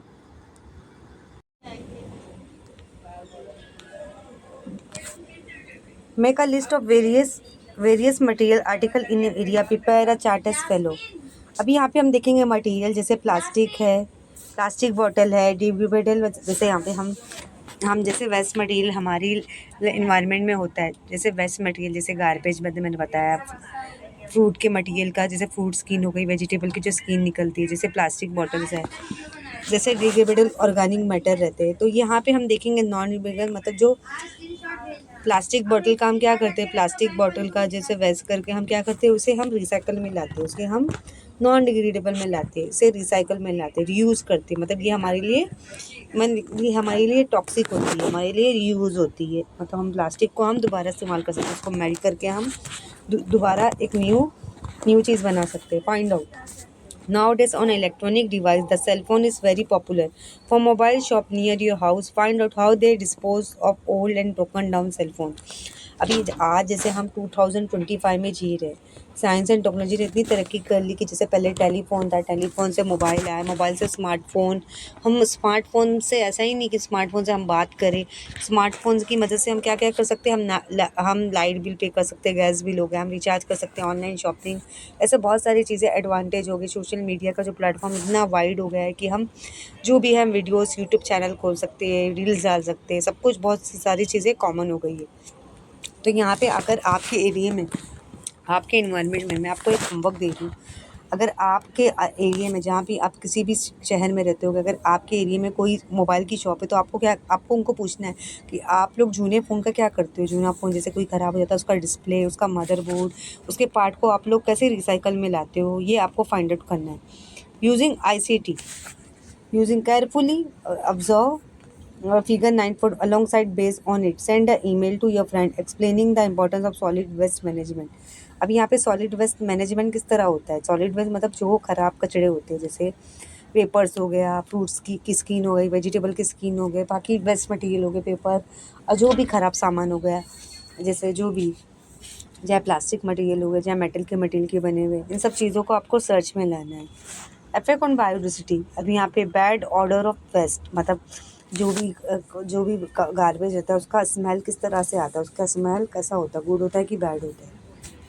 हार्मफुल इफेक्ट ऑफ साइड और सॉलिड वेस्ट, मतलब harmful effect of solid waste, harmful effect of solid waste, production of toxic gases, मतलब जो टॉक्सिक गैसेस है, ख़राब गैसेस है, वो किस तरह प्रोड्यूस होती है।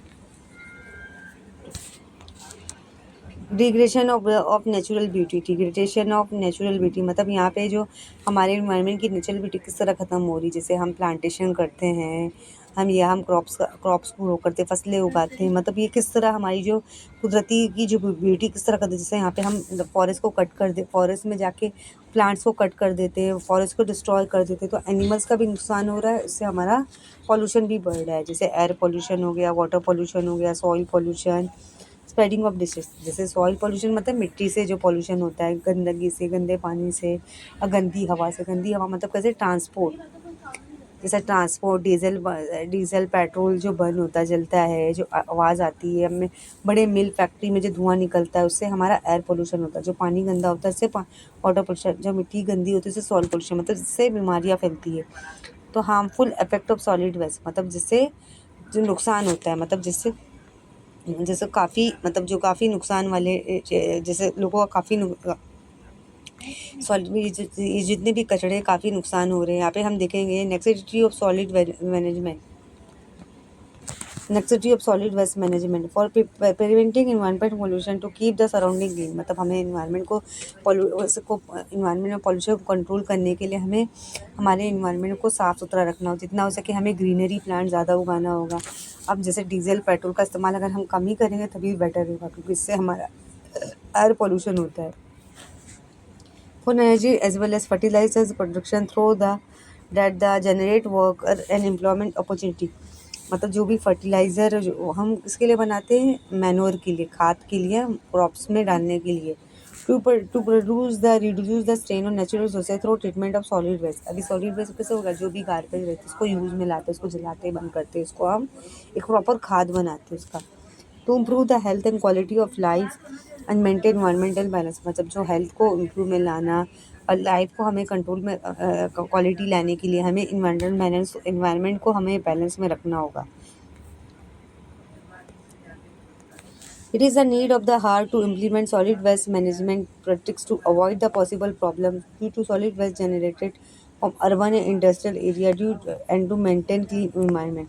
For this purpose, we should implement measures like increasing the efficiency of production process so that minimum waste will be generated, reducing garbage production by recycling and reuse of waste material. मतलब क्या होता है, जैसे waste material जो रहते हैं ना, जैसे मैंने आपको बताया गार्बेज वगैरह, सॉलिड वेस्ट मैनेजमेंट जैसे कैटेगराइजेशन, वैसे जैसे यहाँ पे कंपोजिशन हो रहा है, safe land fill site, vermi composting, industrial solid waste management, landfill management, biomedical waste management, incineration scientific eco friendly waste management, pyrolysis energy production of burning of waste at high temperature, example biogas, electricity. Solid waste management देखा आपने बच्चों?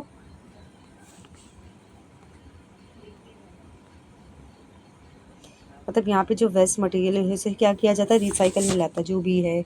Solid waste material को हम बंद करते हैं तब जाके एक मैन्योर हमारा बनता है। अभी हम 7 principle of solid waste management के देखेंगे क्या है। रीयूज उसमें से कैसा लाएंगे। After use material should be use for some other purpose, मतलब जो भी सॉलिड वेस्ट, जो भी कचरा है, जो भी वेस्ट सॉलिड वेस्ट है, जैसे पेपर हो गया, गार्बेज हो गया, फ्रूट्स की स्किन, वेजिटेबल की स्किन हो गई, दूसरे जो भी है वेस्ट मटेरियल, जो भी कचरा है उसको रीयूज में हम कैसे लाएं।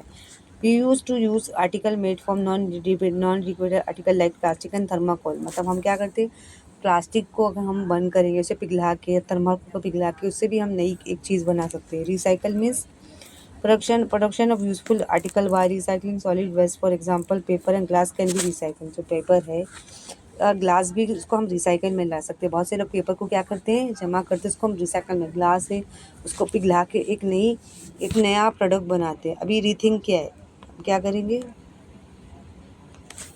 rethinking our habit activity and their consequence in connection with the use of various article of daily use, मतलब किस तरह से डेली यूज़ होता है, मतलब जो भी है, जो भी हैबिट्स होती है, जैसे यहाँ पे हम देखते हैं ना, जो भी हम एक्टिविटी कर रहे हैं, जो भी सारी चीज़ें कर रहे हैं, वो किस तरह हमारी डेली यूज़ में इस्तेमाल है। Reuse restriction the use of resources, avoid the wastage, old material should be reused, one thing should be shared by many, use and throw type of object should be avoided। अभी यहाँ पे अगर जैसे हमारे माहौल को अगर क्लीन करना है तो हमें जितना हो सके हमें, जैसे बोलते हैं ना, हमें ज़्यादातर बोलते हैं ना, इन सब चीज़ों का इस्तेमाल नहीं करना चाहिए, जैसे प्लास्टिक का बैग नहीं, हमें कपड़े का बैग का इस्तेमाल करना चाहिए। और बहुत से ऐसे भी ऑब्जेक्ट होते हैं, जिस तरह हमें हो गया ना, जैसे यूज एंड थ्रो वाला ऑब्जेक्ट हमें कम इस्तेमाल करना चाहिए। जैसे पेपर होता है, ग्लास का प्लेट होता है, जितना हमसे कर सके हम स्टील की प्लेट, जाके उससे हमारा गार्बेज नहीं, उससे कचरा नहीं होगा। जैसे हम पॉलीथीन का इस्तेमाल करते हैं, पेपर बैग या प्लास्टिक बैग का इस्तेमाल करते हैं, तो हमें जितना हो सके कपड़े का बैग इस्तेमाल करेंगे तो उसे हम वॉश करके हम अपने पा सकते हैं। लेकिन पेपर बैग या पॉलीथीन बैग से हमारा जो कचरा बढ़ेगा, हमारा जो गार्बेज है वो इंक्रीज़ होगा। अभी रिसर्च में हम देखेंगे क्या है।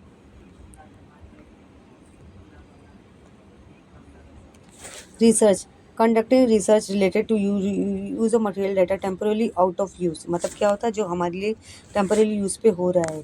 Relegation public awareness, following the laws and rules related to waste management and motivating to other to the same, मतलब जो भी वेस्ट मटेरियल के लिए एक लॉ बनाया गया कि उन्हें किस तरह मैनेज किया जाए।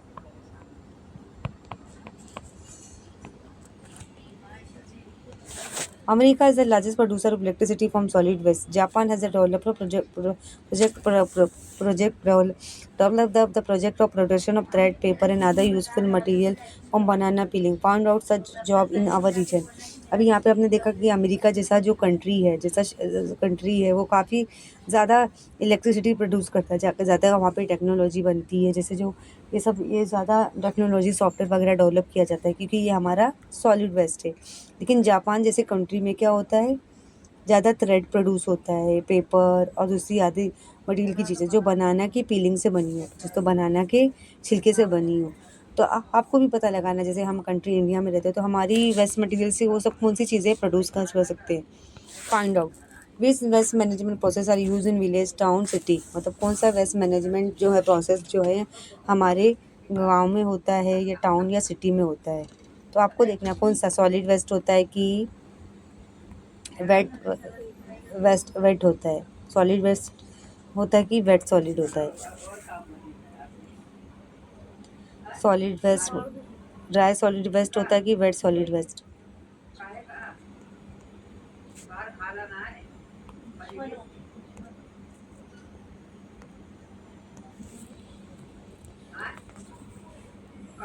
Some habit are prescribed to below. Do you have the habits?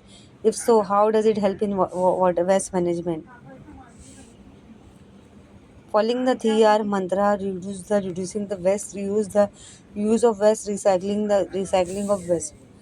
जैसे हमें कचरे को किस तरह हमें इस्तेमाल करना है, कचरे को किस तरह कहाँ फेंकना है, किस तरह इसको यूज़ में लाना है, सब चीज़ों का हमें ख्याल रखना होगा। Throwing plastic paper of chocolate, ice cream, biscuits into dustbin, avoiding littering. अभी यहाँ पे हम क्या करते हैं, जो भी प्लास्टिक के वेपर्स निकलते हैं, चॉकलेट के वेपर, आइसक्रीम के वेपर, बिस्किट के वेपर, उसे हम डस्टबिन में फेंकना चाहिए। लेकिन लिटरिंग यानी जैसे बहुत से लोग लिटर करते हैं, लिटर यानी स्पिटिंग, हमें स्पिटिंग ऐसे कहीं पे भी नहीं करना चाहिए। बहुत से लोग तम्बाकू करते हैं, चीविंग करते हैं, कुछ भी करते हैं, हमें चीविंग हमें एक प्रॉपर वॉशरूम में, वॉश बेसिन में करना चाहिए। Avoiding the use of plastic bag, instead using cloth bag और bag paper from old sari, bedsheet and curtain etcetera. मतलब हमें प्लास्टिक बैग का इस्तेमाल बहुत कम करना चाहिए, पेपर बैग का इस्तेमाल काफ़ी कम करना चाहिए। इसके लिए हमें इसका इस्तेमाल करना चाहिए, कपड़े कपड़े का बना हुआ बैग इस्तेमाल करना चाहिए, जैसे जो साड़ी से, कॉटन साड़ी से बना हो, या बेडशीट से बना हो, या कर्टेन से बना हो। जितना हो सके हमें कॉटन कपड़े का इस्तेमाल करना चाहिए। Use both side of a paper for a writing, using greeting card and gift paper. जैसे हम जैसे यूज़ बहुत सारे हम पेपर का इस्तेमाल कर सकते हैं। जैसे हम ग्रीटिंग कार्ड के पेपर है, गिफ्ट के पेपर है, उसे हम यूज़ में ले आ सकते हैं। Avoid use of tissue paper and referring to use one on handkerchief. जैसे टिश्यू पेपर का इस्तेमाल हमें कम करना चाहिए। इसके बदले हम क्या कर सकते हैं, हैंकरचिप, जिससे हमारा जो गार्बेज है वो कम होगा, जिससे कचरा हमारा जो है कम निकलेगा, गार्बेज कम निकलेगा। Number 6, using rechargeable battery instead of lead battery. जैसे हमें जितना हो सके रिचार्जेबल बैटरी का इस्तेमाल करना चाहिए, जो से लीड बैटरी से काफ़ी ज़्यादा चार्ज होता है। Number 7, implementing various program of solid waste management and educating green in the family society in this regard. मतलब उन्हें भी बताना है कि हमें सॉलिड वेस्ट मैनेजमेंट हमारे लिए किस तरह काम कर सकता है, किस तरह हमें कचड़े को फेंकना है, किस तरह से हमें मतलब उसका एक प्रॉपर प्लेस बनाना है। Avoiding use and throw type of article like pens, can, cold drink, tetra pack should be strictly avoided.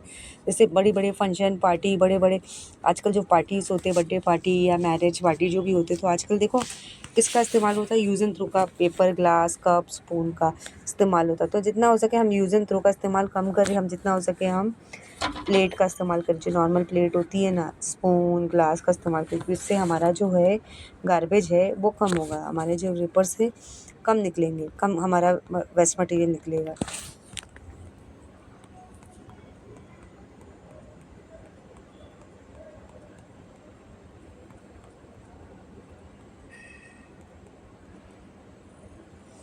अभी यहाँ पे हम देखेंगे period required for degradable waste. जैसे वेस्ट मटेरियल क्या है यहाँ पे, अब वेस्ट मटेरियल क्या है, पीरियड ऑफ नेचुरल डिग्रेडेशन। जैसे banana peeling 3 to 4 week, cloth bag जैसे हम महीने 3 to 4 वीक तक पीलिंग हम जैसे वेस्ट में लाएंगे। बनाना पीलिंग जैसे बनाना के जो छिलके होते हैं। क्लोथ बैग हम 1 महीने तक इस्तेमाल करते हैं। रैग्स भी हम रैग में छोटा कपड़ा। वुलन सॉक यानी 1 साल तक भी इस्तेमाल कर सकते हैं। लकड़ी यानी 10 से 15 साल तक का हम इस्तेमाल कर सकते हैं। लेदर के शूज़ हम 40 से 50 साल तक भी इस्तेमाल कर सकते हैं। टिन कैंस हम 50 से 100 साल तक हम जिंदा रहेंगे कि नहीं रहेंगे। एल्यूमिनियम के हम 200 से 250 साल, मतलब जल्दी ख़राब नहीं होते। सर्टेन प्लास्टिक बैग मतलब 10 लाख साल तक चलेगी। थर्माकोल एंड स्टायरोफॉर्म कप, जो थर्माकोल के बने हुए रहते हैं ना, वो इन्फिनिट ड्यूरेशन है, मतलब वो कभी भी ख़त्म ना होने वाले। थर्माकोल जो वेस्ट होता है ना, स्टायरोफॉर्म, मतलब उसे हम रिसाइकल के तौर पे ला सकते हैं, वो जल्दी ख़त्म नहीं होगा। If the time required for solid for the degradation of the solid waste generated found us it is seriously us is long, it is seriously affected other environment factor. What care will you take to avoid this? मतलब ये जो हमारे environment में कचरा हो रहा है, कचरा फैल रहा है, उसे अवॉइड करने के लिए हमें क्या क्या करना चाहिए। फिगर 9.5 बिलो शो मतलब storing waste. 9.b show us the specific dustbin as per the type of waste. Think about how such eco-friendly waste management can be achieved following this method in our homes too. मतलब यहाँ पे 9.5 में हम देखेंगे, हमने हमारे जो मुख्यमंत्री नरेंद्र मोदी ने क्या बनाया है, 2 डस्टबिन बनाया है। यहाँ पे आप देख रहे हो, मतलब यहाँ पे उन्होंने एक डस्टबिन में क्या किया है, जिसमें हम एक डस्टबिन में हम वेट गार्बेज रखेंगे, दूसरे डस्टबिन में हम ड्राई सूखा कचरा रखेंगे। Method of storing solid waste, मतलब इस तरह का हमारे मुख्यमंत्री स्वच्छ भारत अभियान हमारे प्राइम मिनिस्टर नरेंद्र मोदी ने बनाया है। मतलब हम 2 डस्टबिन रखेंगे हर घर में, मतलब एक पॉलिसी रख दी है स्वच्छ भारत अभियान। मतलब हमारे अगर देश को साफ़ सुथरा रखना है तो हमें क्या करना होगा, हमें 2 डस्टबिन रखना होगा। एक डस्टबिन में हमें गीला कचरा रखना होगा, दूसरे डस्टबिन में हमें सूखा कचरा, सूखा वेट, एक डस्टबिन में वेट वेस्ट, मतलब जो भी गीला कचरा, पानी, जो भी है, जो भी लिक्विड रहता है। तो गीला कचरा को रखने के लिए हमें एक डस्टबिन बनाना होगा और सूखा कचरा को रखने के लिए हमें दूसरा डस्टबिन बनाना होगा। तो यहाँ पे आप देख रहे हो पेपर बैग आपको नज़र आ रहे हैं। एक डस्टबिन है जिसमें पेपर जमा की जा रही है, दूसरे डस्टबिन में ग्लास मतलब कोल्ड ड्रिंक की बॉटल, पेप्सी की बॉटल। एक और जो बड़ा सा डस्टबिन जहाँ पे सब कैंस, फिनाइल की बॉटल ये सब है। एक दूसरे पे इसमें दूसरे डस्टबिन में क्या जमा हो रहा है, मेटल मतलब जो मेटल की बनी है, एल्यूमिनियम की, कॉपर की, ग्लास की। इसमें अभी हम देखेंगे a peep into the past. Ever since ancient times, special attention has been given to garbage disposal. In the Greek city of Athens in 320 BCE, law had been contact regarding garbage disposal. It made throwing garbage in the open and the offense. मतलब यहाँ पे जब Asian time में ये search की जाएगी हम garbage को किस तरह डिस्पोज करें। मतलब यहाँ पे ग्रीक की सिटी एथेंस ने उसने क्या सर्च किया, हमें जो हम गार्बेज को हम रीग्रेड कर हम क्या कर सकते हैं, किस तरह डिस्पोज करें उसे, मतलब एक प्रॉपर प्लेस में किस तरह करें। यहाँ पे हम देखेंगे डिजास्टर मैनेजमेंट देखेंगे, जिसे हम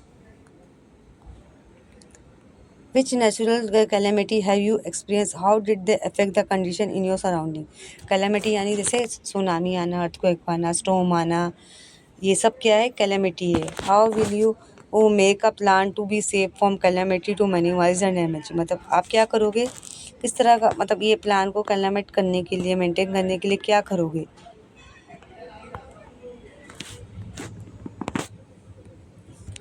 Various natural disasters like thunderbolt, lightning, flood, fire, man-made disaster like Asian bomb explosion, chemical accident, industry stampede in mass gathering, riot occur around us from time to time. They cause large-scale damage to life and property. अब यहाँ पे natural disaster किसको बोलेंगे, जैसे flood आ गया, storm आ गया, या earthquake आ गया, या कहीं आग लग गई। और जैसे ये सब क्या है हमारे नेचुरल डिजास्टर, जैसे क्या हो गया, जैसे तूफान आ गया, सुनामी आ गई, अर्थक्वेक, सैलाब आ गया, या कहीं आग से आग लग गई, या बिजली गिर गई, या बहुत ज़ोरदार बारिश हो गई, सैलाब आ गया, फ्लड आ गया, इससे हमारा काफ़ी नुकसान होता है।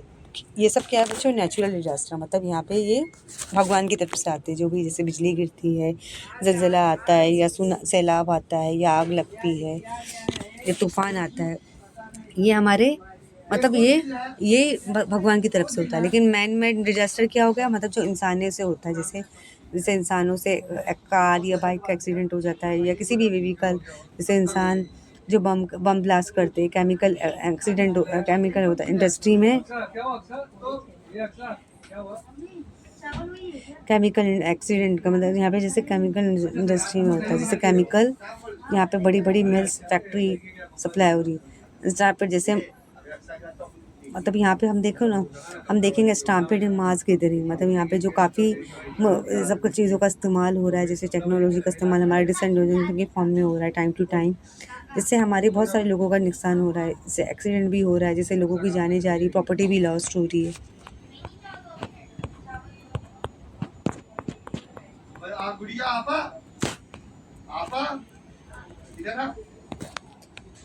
Can you tell what are the type of casualty that are seen to occur in different type of disaster? For rescue disaster victim, the main objective of first aid is prevention of death, preventing deterioration of starting the process of rehabilitation. Hence, it is important to know about the emergency measure first and practice to be followed. तो यहाँ पे हम देखेंगे कि जो first aid का इस्तेमाल किया जाता है, जैसे किसी की एक्सीडेंट हो गई, या किसी की डेथ हो गई, या किसी को एक्सीडेंट हो गया, या किसी को चोट लग गई, तो हम किसका फर्स्ट एड का इस्तेमाल करते हैं, जैसे बराबर जैसे यहाँ पे पेशेंट को दवा लगाया जाता है, पेशेंट को मलहम पट्टी लगाया जाता है, इन सब चीज़ों का। Basic principle of first aid. अब यहाँ पे लाइफ रिजर्वेशन एबीसी देखेंगे, जैसे airway, if the victim has difficulty breathing, the head should be held in backward sloping position और chin should the respiratory pass remain open. Airway मतलब यहाँ पे किस तरह पेशेंट को हम बराबर रखते हैं, कि बराबर उसकी सांस वगैरह हम चेक करते हैं, कि बराबर patient normal condition. Breathing has stop, the victim should be given artificial ventilation बाउ माउथ टू माउथ रिजर्कुलेशन। मतलब किस तरह पेशेंट की ब्रीथिंग हो रही, सांस की हम चेक करते हैं कि उसे किस तरह चोट लगी हुई है, ये सब चीज़ें चेक की जाती है। सर्कुलेशन यानी the victim is unconscious, then after giving mouth to mouth respiration twice, the heart should be processed down by the heart. Then processing the chest with the both the palm. The two actions should be repeated hundredly about 15 times. This is called cardiopulmonary recirculation. It helps to bring our circulation back to normal. मतलब इन सब चीज़ों के लिए patient को बराबर हम examine करते हैं कि किस तरह की मतलब उसे आर्टिफिशियल ब्रीथिंग दी जाती है, मतलब उसे प्रॉपर होश में लाने के लिए उसका प्रॉपर चेकअप किया जाता है. Disaster management is action implement through the proper planning, organized activity coordination. It include the following जैसे प्रिवेंशन लॉस एंड डेंजर, मतलब किस तरह से नुकसान हो रहा है हमारे में, किस तरह से डेंजर से चीज़ों से हम प्रिवेंट ले सकते हैं. इम्प्रूविंग टॉलरेंस, मतलब किस तरह से इसे हम बर्दाश्त कर सकते हैं. Providing from the disaster intensity extent of harm, preparation to face disaster, मतलब डिजास्टर से हम बचने के लिए हम क्या क्या कर सकते हैं. Immediate action in the disaster situation, जैसे कि जो भी एक्सीडेंट हो गया तो इसके लिए हम इमीडिएटली कौन सा एक्शन ले सकते हैं. Immediate assessment of damage and incentive of the disaster, मतलब जो भी डैमेज हो रहे उनका उनसे बचने के लिए हम क्या कर सकते हैं. Arranging for rescue work and help, मतलब रेस्क्यू वर्क जैसे हम जो भी काम कर रहे हैं उसे हम किस तरह बच सकते हैं. रिहेबिलिटेशन एंड रीबिल्डिंग, मतलब क्या किस तरह से इसे जैसे रीबिल्डिंग हम कर रहे हैं उसे हम क्या कर सकते हैं बनाने के लिए. अभी हम देखेंगे किसी भी पेशेंट का एक्सीडेंट हो रहा है तो हम क्या सकते हैं, जैसे उसको ब्लीडिंग हो रही है.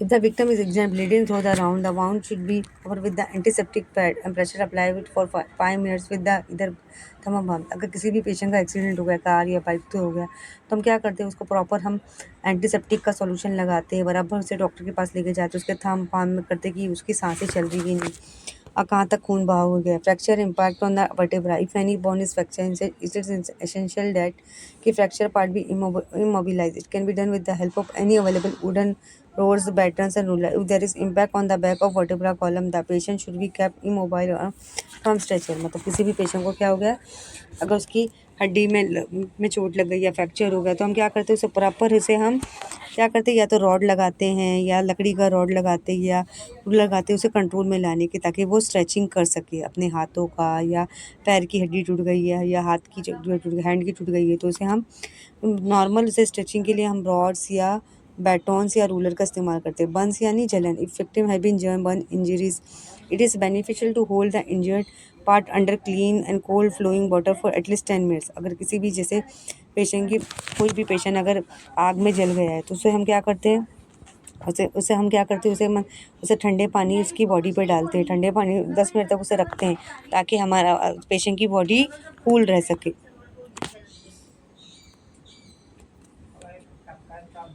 For injury like sprains, twisting, contusion and rice remedy should be apply. जैसे किसी को स्प्रेन आ गया या ट्विस्टिंग आ गया है या फीट आ गया है तो जैसे RICE remedy should be apply. Rest, allow the victim to sit in relax position. Apply an ice pack to injured part. After the ice pack treatment, the injured part should be masked massively 11.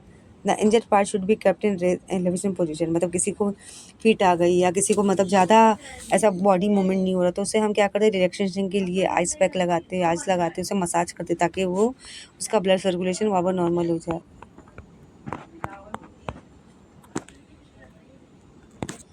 How to transport victim and patient, जैसे यहाँ पे आप देख रहे हो cradle method, जैसे use for children underweight victim. जैसे कोई भी हो गया तो हम उसके अंडरवेट किट के लिए हम उसे फ़ौरन उठा के हॉस्पिटल लेके जा सकते हैं. Carrying piggy pack, useful for carrying patient who are unconscious, जो मतलब जो पेशेंट होश में नहीं है उसे हम फ़ौरन क्या करते हैं, उसे उठा के हम एम्बुलेंस में डालते हैं.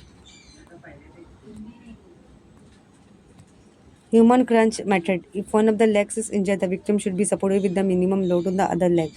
मतलब अगर उसका लेग डैमेज हो गया या इंजर्ड हो गया तो हम उसे दोनों लेग से उसे उठा के हम उसे प्रॉपर हम हॉस्पिटल लेके जाते हैं. Pulling and lifting method, this use for carrying an unconscious patient through are short distance. मतलब जैसे कोई भी मतलब ये पुलिंग जैसे उसे हम खींच सकते हैं, जैसे पेशेंट अनकॉन्शियस है, उसे होश नहीं है तो उसे हम खींच के हम उसे हॉस्पिटल में सही सलामत लेके जा सकते हैं. Carrying on forehand chair. This is the useful when support is needed for the part below the waist. मतलब जो सपोर्ट की ज़रूरत है, जैसे कभी कभी रहता है ना पेशेंट को सपोर्ट की ज़रूरत होती है Carrying on the two-hand chair useful for those patient who cannot use their hand but can hold their body upright। मतलब ऐसे पेशेंट के साथ मतलब जो अपने अपने हैंड मतलब वो क्या हो जाता है अपनी बॉडी को तो अपनी बॉडी को मतलब क्या हो सकता है मतलब वो अपने हैंड क्या हो जाता है मतलब अपने हैंड मूवमेंट नहीं कर सकता लेकिन बॉडी को मूवमेंट कर सकता है। तो ऐसे पेशेंट को भी मतलब उसे कैरी करके इसे हॉस्पिटल लेके जा सकता है। Method of using by fire brigade, जैसे किसी की पेशेंट को कोई भी पेशेंट जैसे आग से जल गया है, बर्न हो गया है, तो उसे हम फ़ौरन उठा के हॉस्पिटल लेके जाते हैं। स्ट्रेचर यानी in an emergency if a conventional stretcher is not available then temporary stretcher can be made using bamboo blanket। जैसे स्ट्रेचर यानी जैसे एमरजेंसी के लिए हम क्या करते हैं, हम बराबर पेशेंट को सही सलामत उसे हम एम्बुलेंस में लेके जाते हैं और जैसे बाम्बू के सहारे लेके जा रही है, जैसे ब्लैंकेट, जैसे कोई जल गया है तो पेशेंट को किस में लेके जाते हैं, बाम्बू आपको नज़र आ रहा है, बाम्बू में ले जाके जाते हैं। या जो अगर कोई ज़्यादा जल गया तो उसको हम क्या करते हैं, ब्लैंकेट भी उसकी बॉडी पे डालते हैं, उसकी बॉडी में ब्लैंकेट डालते हैं ताकि पेशेंट सही सलामत मतलब ठीक हो जाए, पेशेंट सही सलामत हॉस्पिटल पहुंच सके।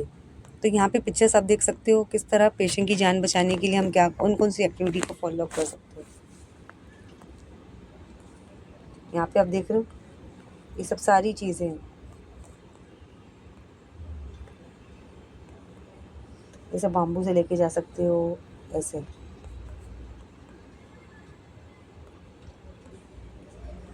Other emergency measure. Boats are used by civil administration to rescue people trapped in flooded area. As an emergency measure, wooden board, bamboo float और air-filled rubber tube form a tire can be used to advantage। जैसे यहाँ पे civil administration के लिए जैसे कोई भी patient अगर फ्लड में डूब रहा है या सैलाब में डूब रहा है या तो हम क्या कर सकते हैं, वुडन बोर्ड या बाम्बू डालते हैं ताकि वो उस पर तैरते हुए आ जाए। Air fire extinguisher, find it, fire extinguisher is portable appliance but can be easily carried everywhere।